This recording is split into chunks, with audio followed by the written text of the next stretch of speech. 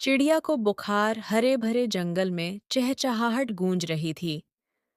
पेड़ों की शाखाओं पर रंग बिरंगी चिड़ियां फुदक रही थीं।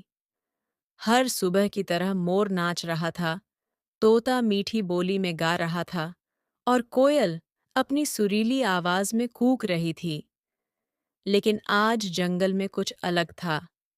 आमतौर पर सबसे ज्यादा फुदकने और चहचहाने वाली छोटी सी पीली चिड़िया, गुड़िया, अपने घोंसले में चुपचाप बैठी थी। उसकी आंखें बुझी हुई थीं और पंख ढीले पड़ गए थे। गुड़िया, क्या हुआ? तुम इतनी चुप क्यों हो? तोते ने पूछा। गुड़िया ने धीरे से कहा, मुझे बहुत ठंड लग रही है, मेरी चोंच भी सूख रही है। तोते ने गौर किया कि गुड़िया का शरीर तप रहा था। उसने बाकी पक्षियों को बुलाया और जल्द ही जंगल के कई दोस्त गुड़िया के घोंसले के पास जमा हो गए। गुड़िया को बुखार हो गया है, मैना ने चिंतित होकर कहा। हमें कुछ करना होगा, कोयल बोली। पर पहले हमें यह समझना होगा कि चिड़िया को बुखार क्यों हुआ। जंगल के बुद्धिमान उल्लू, दादू चाचा, सबसे अनुभवी थे। वे उड़ते उड़ते वहां पहुंचे और बोले, गुड़िया, तुमने कल क्या खाया था? गुड़िया ने धीरे से जवाब दिया, कल मैं नदी किनारे गई थी। वहां मुझे कुछ दाने मिले जो अजीब से थे, लेकिन भूख लगी थी इसलिए खा लिए। दादू चाचा ने सोचा, फिर बोले, लगता है कि वे दाने खराब थे या कहीं से जहर लगे हुए थे। इसी कारण तुम्हें बुखार हो गया। हमें तुम्हारा इलाज करना होगा। हम क्या कर सकते हैं? तोते ने पूछा। दादू चाचा बोले, सबसे पहले गुड़िया को आराम की जरूरत है।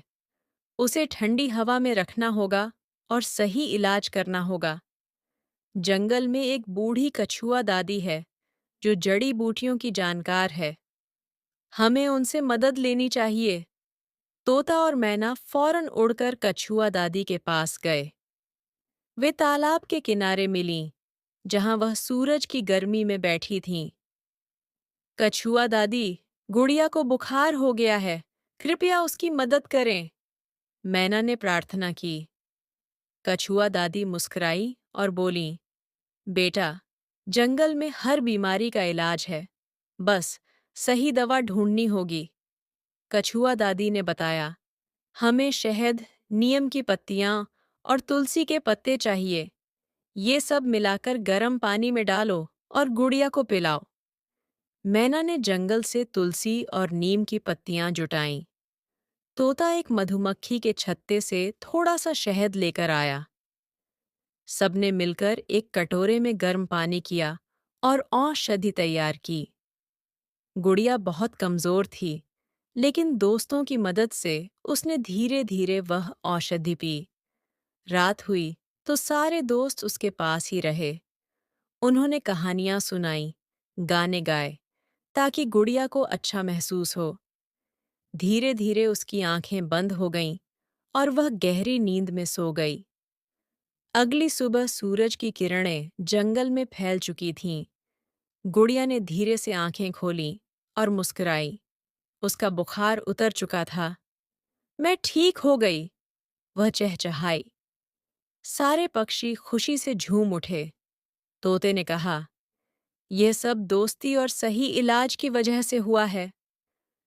गुड़िया ने अपने सभी दोस्तों का धन्यवाद किया और कछुआ दादी को आशीर्वाद दिया।